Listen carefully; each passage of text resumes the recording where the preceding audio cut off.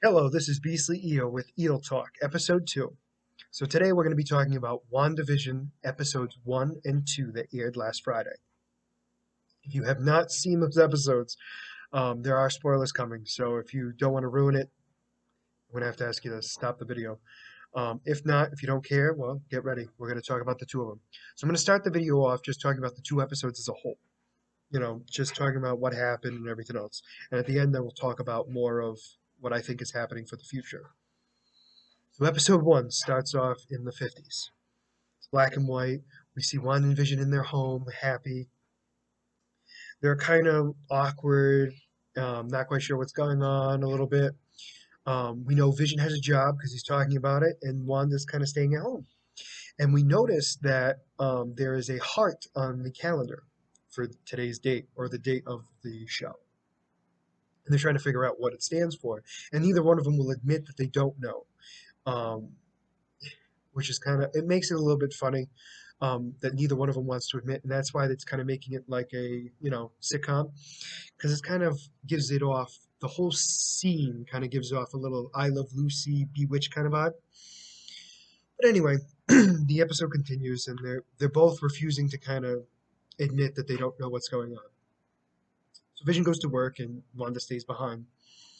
So Wanda's at home trying to figure out what the heart stands for, and turns out her neighbor Agnes comes in to kind of introduce herself and welcome them into the neighborhood. Um, and she's trying to figure out who Wanda is and kind of figure out exactly what she's about. The two of them are talking, and Wanda's kind of dodging questions or trying to figure out how to answer them. She's asking just basic questions like, "Do you have a man, a husband?" And Wanda kind of makes it up as she goes. Of course, I have a husband. Even though she loves Vision, it's not really their relationship. So it kind of she stumbles upon it.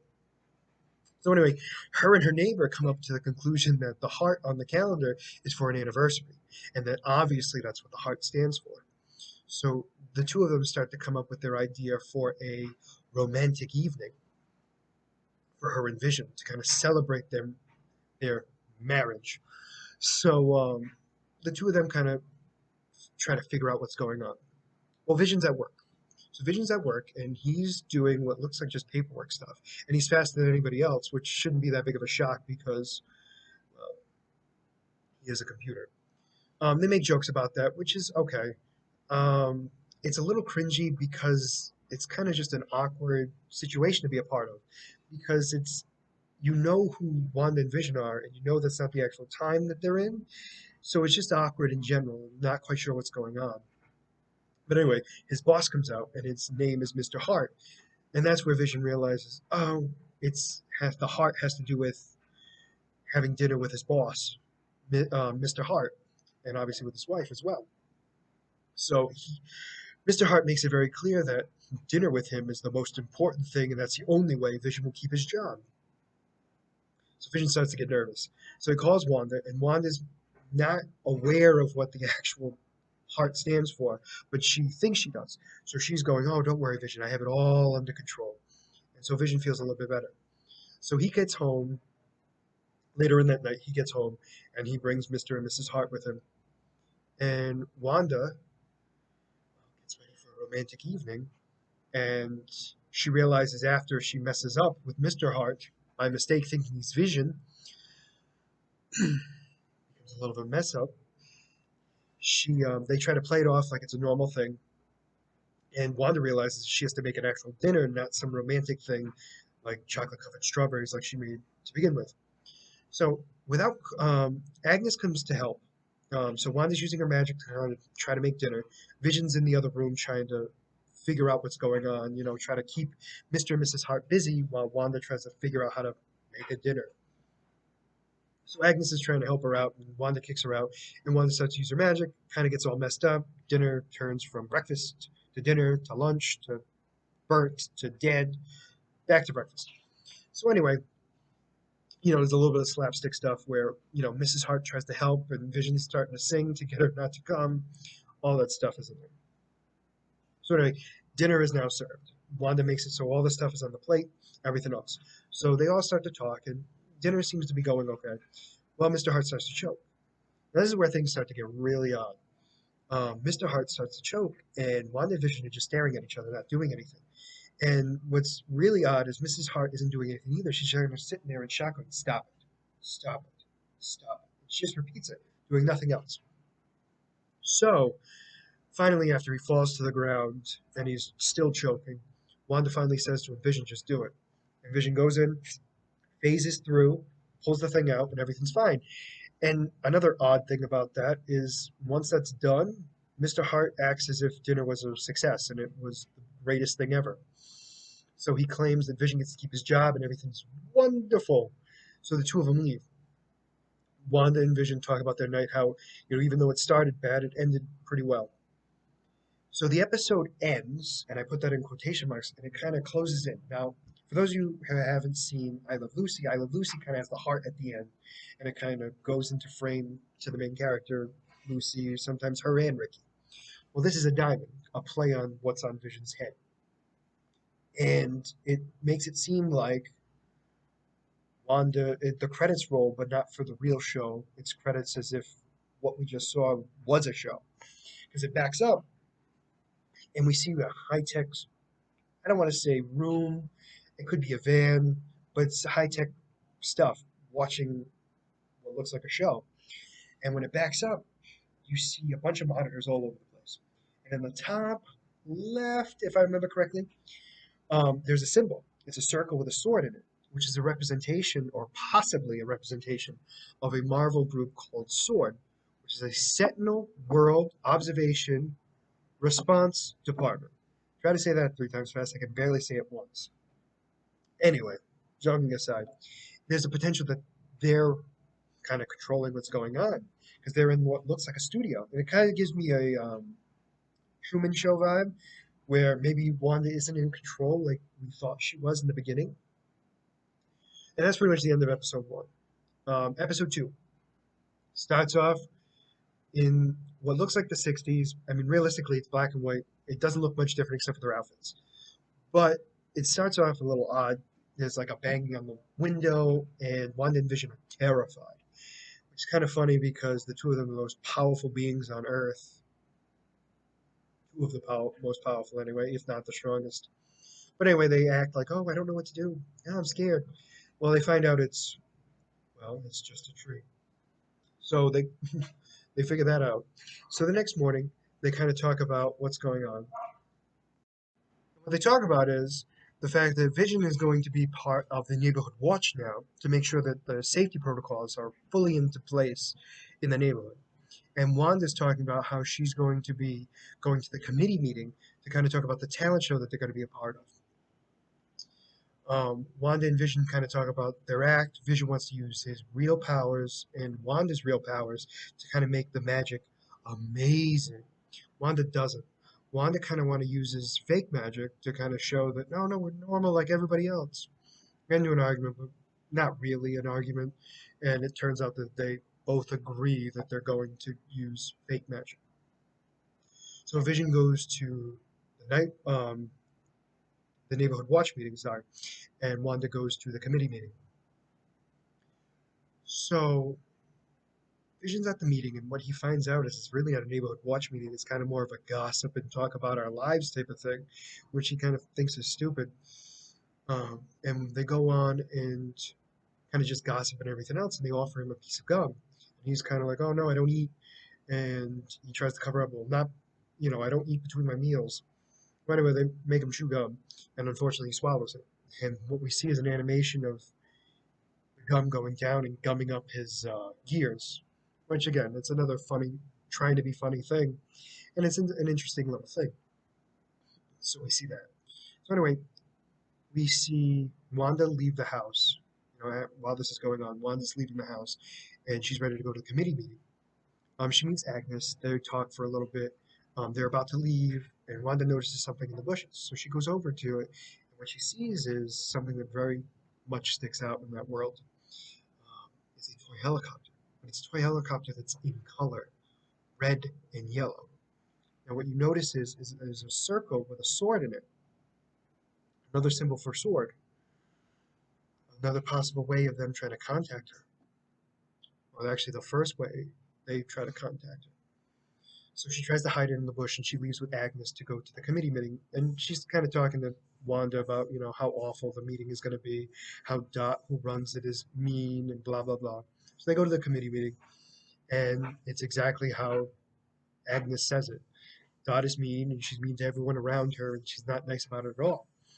And Agnes says something that's very interesting in the middle of everything, kind of just Dot being mean is she goes, I can't believe you guys are doing this sober. So the night ends. Well, not the night, sorry. The meeting ends, and it goes to Wanda cleaning up everything. And Dot kind of talking about how she should be thrilled that she was offered to clean up everything. So anyway, they're gonna have a back and forth talk about everything, and Dot's still mean about everything. Um, the radio in the back though starts to talk. Wanda, Wanda, who's got you captured? Wanda, do you need help? Wanda, somebody's trying to contact her. It's a voice that we recognize, or at least I recognize, but I can't quite pinpoint it.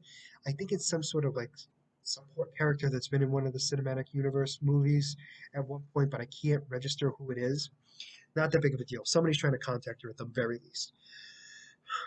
Once it's done, the radio starts to smoke and break. But while this is going on, Dot's kind of like spazzing out with a glass in her hand, and at the end, she shatters the glass in her hand and she cuts herself. Now, what's odd about this is she's bleeding, which shouldn't be that big of a shock, but she's bleeding red. Everything else is black and white. She's bleeding red. So Dot covers it up and, is acting as if nothing happens and moves on. So we get to the talent show. Now, a couple of acts go on, and, it's just regular run of the mill stuff. But what gets me is the crowd, in the middle of the acts, Dot kind of talking about how this is for the children, and everyone chimes in, this is for the children. And it's kind of like got a culty vibe to it, and it's kind of creepy. Very creepy. So anyway, um, it's Wanda and Vision's turn, and Vision hasn't shown up yet, and Wanda's getting very nervous. Well, Vision shows up, and he's acting, I guess, to the equivalent of a robot drunk. And Wanda's not quite sure what's going on. He doesn't know what's fully going on either.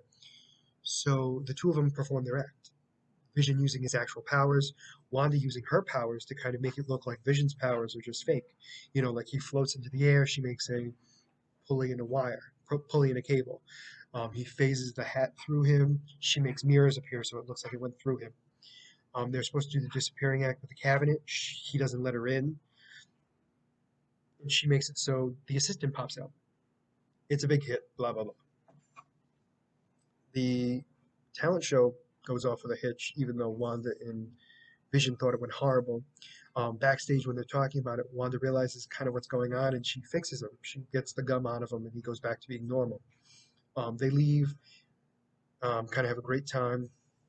They go back home, kind of talking about the day and everything else. It's later in the evening. They're basically talking about, even though it wasn't how they planned it, it wasn't awful. Well, there's a noise outside, kind of like a rumbling type noise. They go outside to see what's going on, and they see the manhole cover starting to shake. He lifts up, and what looks to be a beekeeper, I know it sounds strange, but it's true. A beekeeper pops out of it. So the beekeeper doesn't even get fully out, and Wanda goes, no. And reality kind of reverses itself until they're back inside the house, and as if none of that happened, and they kiss, and the episode ends. And that kind of shows that Wanda's truly in control of exactly what's going on in there. Because she decided, nope, not going to happen. So, oh, I'm sorry, I did forget something. The episode ends with color appearing everywhere around them. Red being the first color, and then everything else.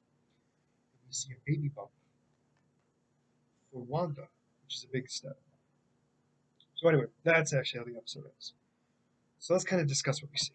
So there's three things I really want to talk about that I think are big points that could be coming up in this season. So the first one is Agnes. So the thought is Agnes is actually Agatha Harkinson.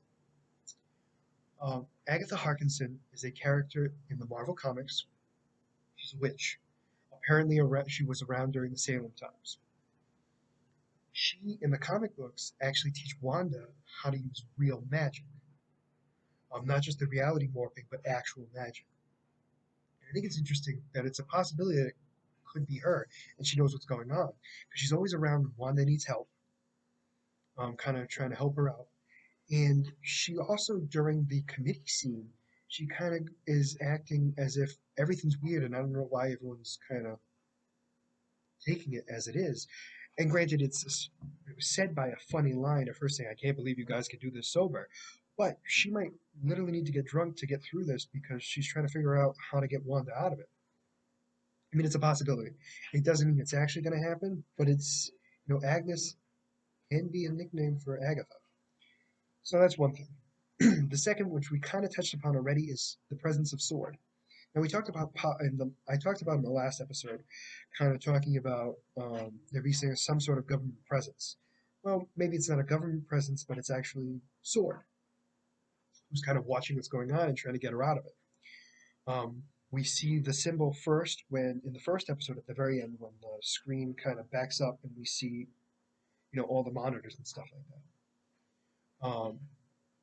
In the second episode, we see the helicopter, which has a sword symbol on it, probably them trying to contact her in that way.